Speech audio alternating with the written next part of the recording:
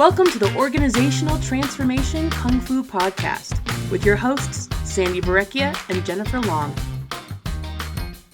Organizational Transformation with me, Jen Long, at Own Up in Denver, Colorado, talking to my co-conspirator, Sandi from Satori Consulting in Ontario, Canada, about the Kung Fu required for psychological safety, what it is, why we want it, what we need to do to get more of it. Hey, Sandi. Hey, Jen. Nice to talk to you about psychological safety. It's a big topic these days, right? Everybody's, since the pandemic, it seems to have been one of these words that's risen to the top. And organizations are using it, talking a lot about it in terms of how do we ensure that there's psychological safety in our organizations?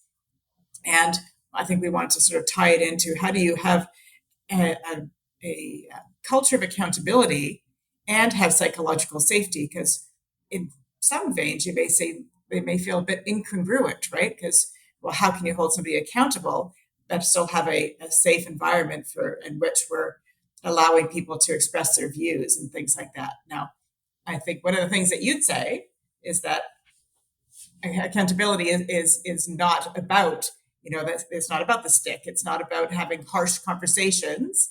And I think that's the first mental change that people have to think about. How are we looking at accountability? Right? The word. Right. So the fact that we as a culture here in North America tend to conflate, right, accountability with punishment and consequences.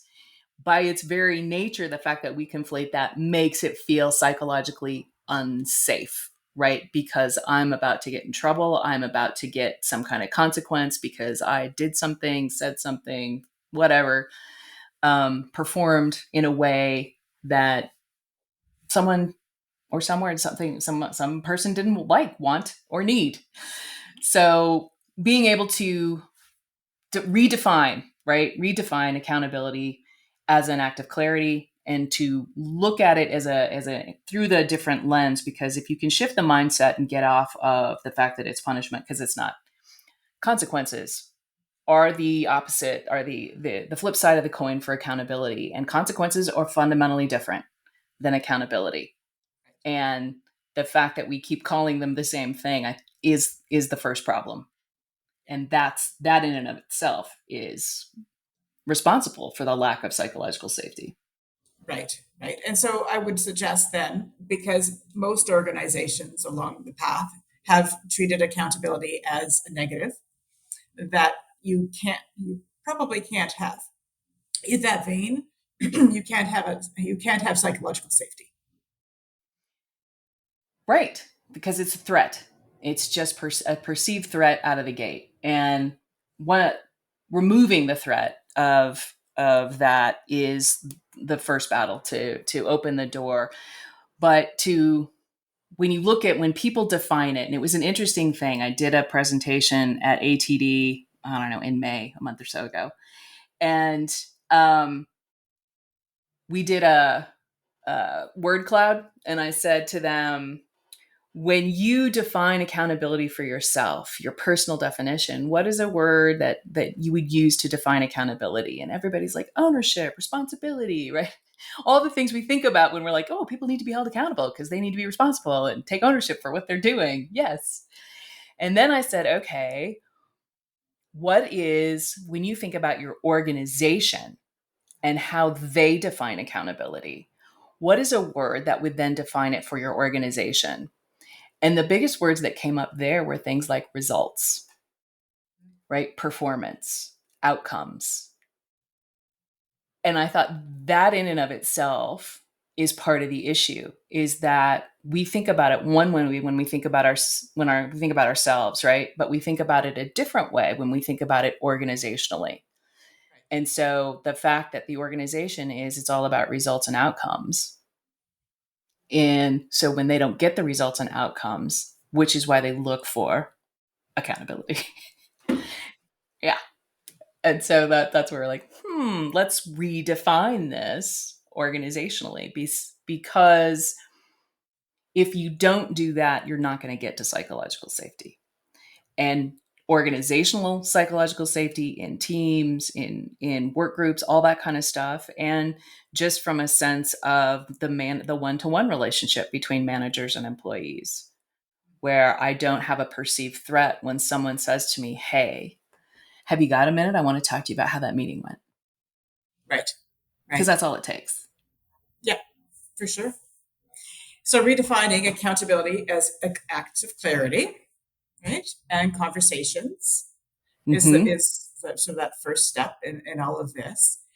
But it doesn't necessarily lead to psychological safety. It should, but it's maybe not as linear as that. So within organizations, there are things that you need to shift and able to enable psychological safety. We need people to be able to um, like, how do you create that air of psychological safety so that people do feel that they right. can. Well, let's raise it. define what psychological safety is, right? So as we're talking about it, right, and this is that feeling safe to take risks, feeling safe to speak up, to express yourself without the fear of a negative consequence, right? To be able to fully participate without a sense of any kind of retribution or pushback that's negative. And that's kind of the essence, right? No, without retaliation, without judgment. We talked about judgment relative to DEI, right? If you're in a place of judging others, you're also in a place of creating a lack of psychological safety. Yeah. And that's, that takes some self-awareness, because sometimes I don't think people really realize they're judging, and they're mistaking a leadership decision for, or they're mistaking judgment for a leadership decision, I should say. Yeah. Do you know what I'm saying? Oh, absolutely. It's so, when we start thinking about this, many of us have been leaders for a long time, and we were sort of taught to lead a certain way. And now we're suggesting that we need to lead differently than perhaps we had in the past. So, redefine what, creating that space for psychological safety, because I think right now I think employers, the employers of choice, have created those environments where people feel safe, where they want to come to work, they want to contribute, they want to push the envelope a little bit by saying, "Hey, I don't agree, and this is why, and maybe we should try something different." Right? And those are the organizations that are excelling. Exactly. And I think, people mistake that, if I got to have all the psychological safety, I can't say the things I need to say. And absolutely not. Psychological safety is there because you have diverse perspectives and you need to get them out. You need everybody to participate. Yeah. But much as we talked about sort of in our last podcast around that whole judgment, if people are sitting in either in their own judgment or in their own personal biases around things such as being able listening to people push back, and maybe they feel that their leadership is being is sort of under the microscope when people are allowed to speak up and things like that. And so creating that is not it's not as easy as it just sort of sounds. We have to have psychological safety. It's a bit of a no-brainer to want it, but many organizations don't have it. Right. And there are specific behavioral things that happen that diminish psychological safety, right? And we, under pressure, in constraints, right? Those are the times at which those psychological safety gets thrown under the bus, because we feel like issues around time constraints of, I don't need to create space for everybody right now because this is more important, and all your voices don't need to be heard and your opinion doesn't really matter, right? And how I behave under pressure is really the thing that sets a tone more so than you think, right? That and the interesting thing is when psychological safety is very much behaviors that quash it are very much tied to conflict behaviors. Mm-hmm. So when we're in any kind of conflict, a diverse opinion, what's more important, whatever that, how we're going to make a decision, if we're perceiving conflict, how we're handling that, and the behavior that we're drawn into in that moment, especially as leaders, are the things that are going to determine whether or not you can maintain any psychological safety. Because if your conflict behaviors are crappy and you overpower people, or you argue with people, or you Body language. dismiss people's opinions, or what, get dismissive, whatever that is, those are the things that kill it. And you don't even realize you're doing it. Right. And so again, being in leadership roles, having strong emotional intelligence becomes important, right? We need to be able to self-reflect on, how did you react in that particular scenario? What was the fight or flight, that you actually put into play? So taking time to reflect on things is critically important when you're starting to think about what does psychological safety mean in your organization, and how do you create space as a leader for it, are you mirroring the right behaviors so that people will mirror it back? Well, right. And you as a leader are either seeding it or killing it based on your own behaviors under pressure, first and foremost. Yes. So one of the things that we were talking about sort of before we started this podcast was a book that you had just read called The Culture Code. Yes. I am busy doing cultural transformation work. And so I was reading a book called The Culture Code, and we have video. The Culture Code by Daniel Coyle. And this is an interesting piece of work because it really looks at culture in a way, and these kind of right, when we talk about culture, it's your behaviors and how are your behaviors impacting. And we talked a little bit about DEI and the whole idea that your culture around it is very much around your behaviors and your systems, right? And what are you doing relative to your systems? So this book talks about something called belonging cues, which I thought was an interesting understanding about how we engage with each other in terms of belonging, right? And psychological safety has a lot to do with belonging. And so he's got three key skills in the book that he's going through here. And the first one is skill number one is building safety, exploring how signals of connection generate bonds of belonging and identity.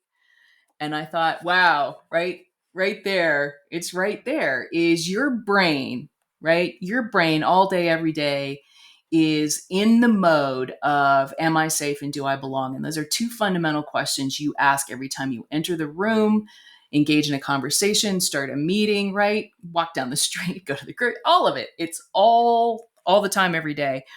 And understanding that the work in here is he talks about that we have something that's very much physiological that we do that indicates whether we belong, right? And it's kind of this energy, and I don't want to give away the whole thing because I think people should read this book, but belonging cues are behaviors that create safe connection in groups. They include, among others, proximity, right? So how is that working for remote culture, right? Proximity, eye contact, not turning those cameras on, right?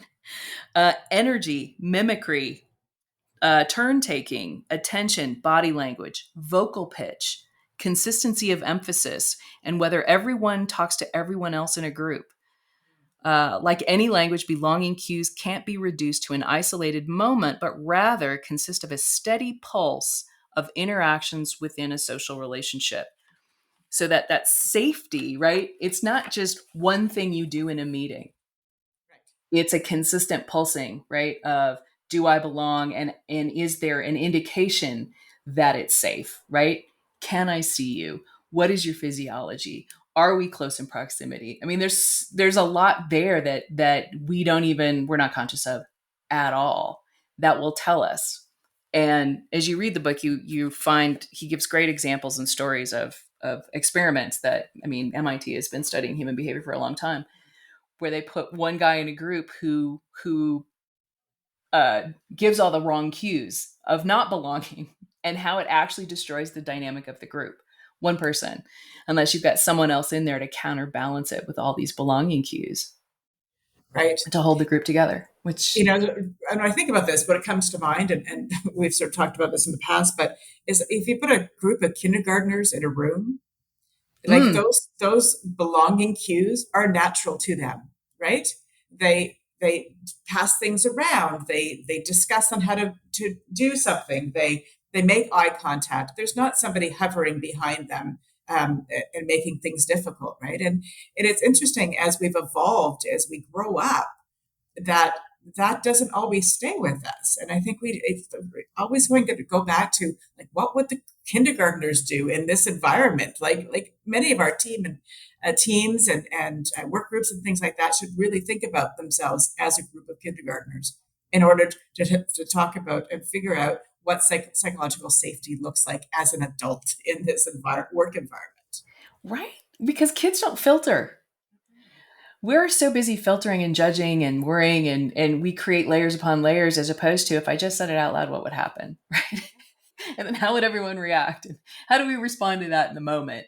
And that moment of just straightforward and openness, and when kids talk to kids, they're listening, right? They're like, Yes, what do you say? And because there's an open willingness to want to belong. And I think as adults, we play this game with ourselves about, oh, is this really important to me? And I'm too smart for that. And these people don't know, and all this stuff that goes on around what rationalizing if I feel safe or not, and convincing myself about why I don't feel safe, instead of facing my insecurity and saying, okay, this group makes me feel insecure. Why do they make me feel insecure? What is it they're doing that makes me, or is it just my own self-talk and unwillingness to be vulnerable? And that vulnerability thing is a tough ask for some, to just be open, just put yourself in there. And that's, I mean, fundamentally, that's what we're asking. Psychological safety says everybody gets to be vulnerable, and none of us are any stronger than or weaker than anybody else. exactly. But you have to be able to create that vulnerability. And the thing I keep thinking about, and back in the what election was when Trump was elected, and Mm, the psychological safe, the unpsychological safe space that he created when they did that debate, when he walked behind Hillary hmm and sort of did everything to make her feel unsettled and unsafe. And so you think about the things that you want to do. The opposite, obviously, of that would have been, but that just keeps popping into my head of watching him sort of because he Yeah, got big, right? Remember, he got right. big in his stature and Well, things like yeah, that. but he's like a consummate bully, right? He is the consummate bully, and when you go into bully, and maybe you don't think of it as bullying, you think of it as negotiating, or you think of it as, I need to put my agenda on the table, and I'm committed to my perspective. But in those rationales of, I'm committed to my perspective, do you create space to understand? Do you create space, or do you just look for, I listen to respond, I don't listen to hear? And it really, the communication skills of kindergartners are actually looking to connect. And I think that's a fundamental difference. As we get older, we're more judicious about our willingness to connect and who we're connecting to. And when you're in an organization, it's sort of that, are you willing to be all in? And are you willing to meet people? And are you willing to create space for people so that you can understand how to engage? And when they engage in ways that don't support psychological safety, are you willing then to say, wow, you guys are really judgmental? Or, Yeah, wow, right. you guys are really not open to a diverse perspective.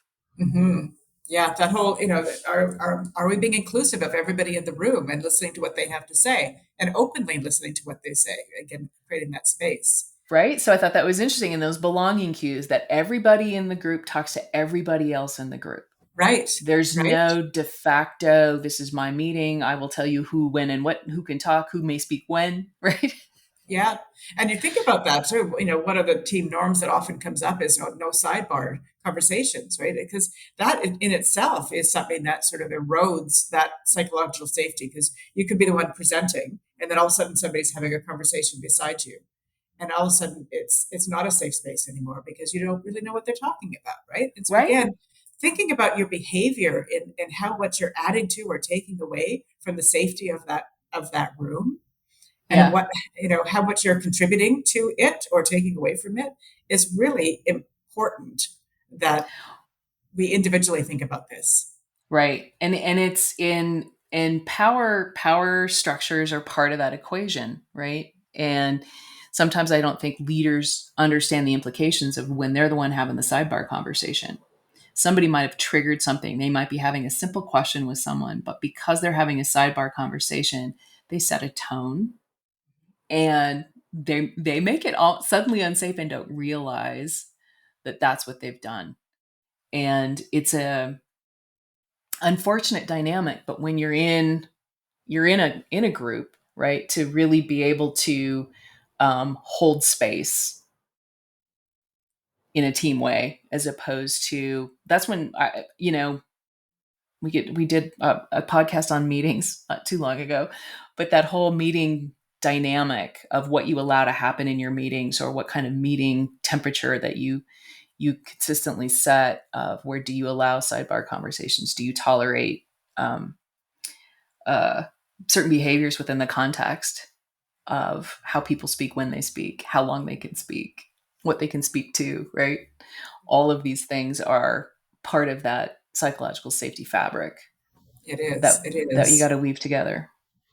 And one of the things that I always talk to my teams about and my boards about is, in the moment, you may not be able to sort of assess it and think about it, but take the time at the end of a meeting to assess, how did we do today?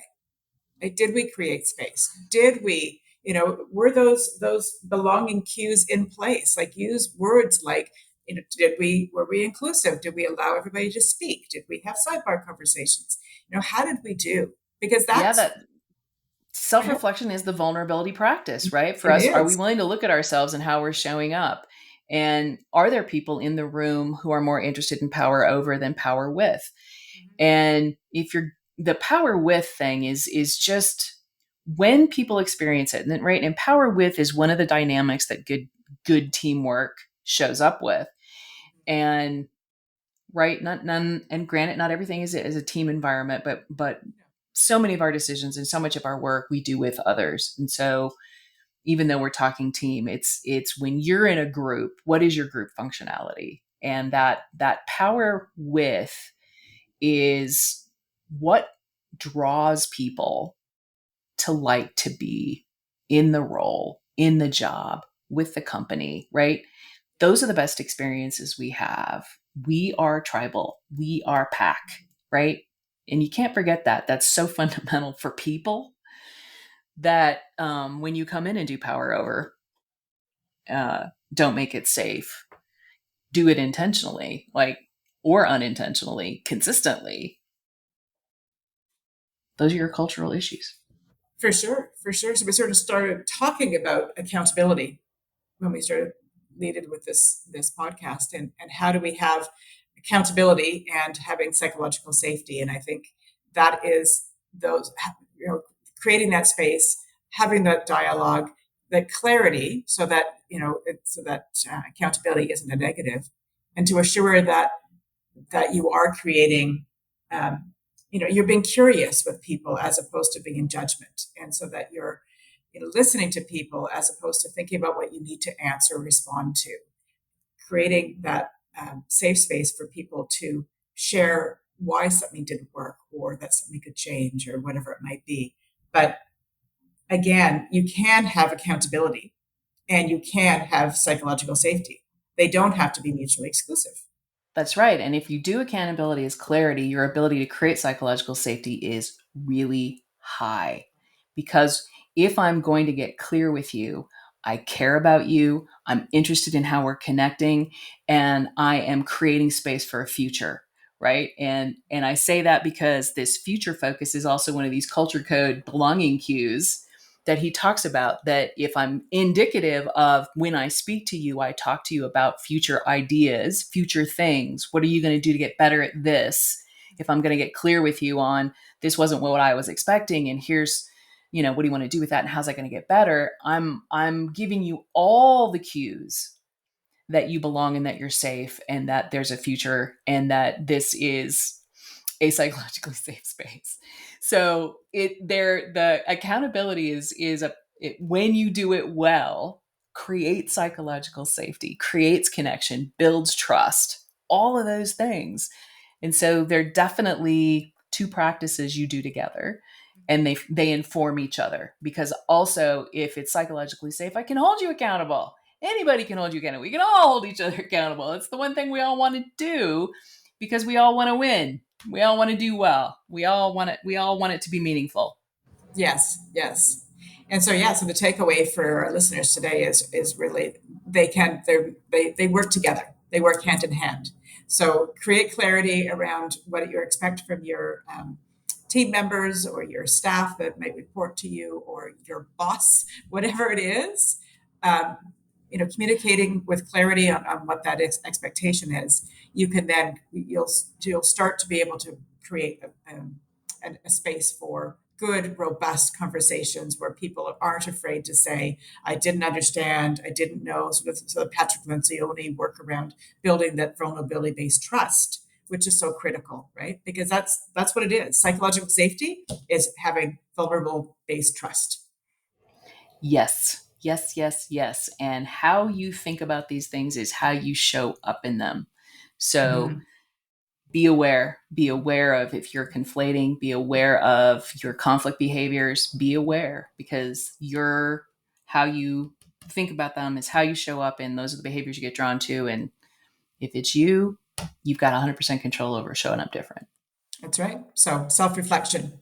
I want everybody to leave this podcast and reflect on their day tomorrow about how did they show up, and what space were they creating, and what behaviors were they, displaying, all that sort of thing, because that's the only way we grow, right? 100%. We can't point the finger at other people. We have to be responsible for ourselves and how we're showing up. And I think that's what we want people to do. That is what we want, because that is the Kung Fu. And there you have it. All right, everyone, please feel free to leave comments in the section under the podcast. Love to hear from you. Share out the link to anybody you think needs a little bit of understanding about all the things we're talking about here on the podcast. And we will talk to you soon. Thanks again for taking the time and downloading, and see you on the next one. All right. And if you have any suggestions on what you'd like us to chat about, please give us that as well. Absolutely. Ideas. We need more ideas. Awesome. Well, thanks, Jen. Maybe. Thank you so much for listening. You can check out Sandy's website at satoriconsultinginc.ca. That's SATORI consultinginc.ca. And visit Jen's website at own-up.com. Thanks again, and we'll see you next time.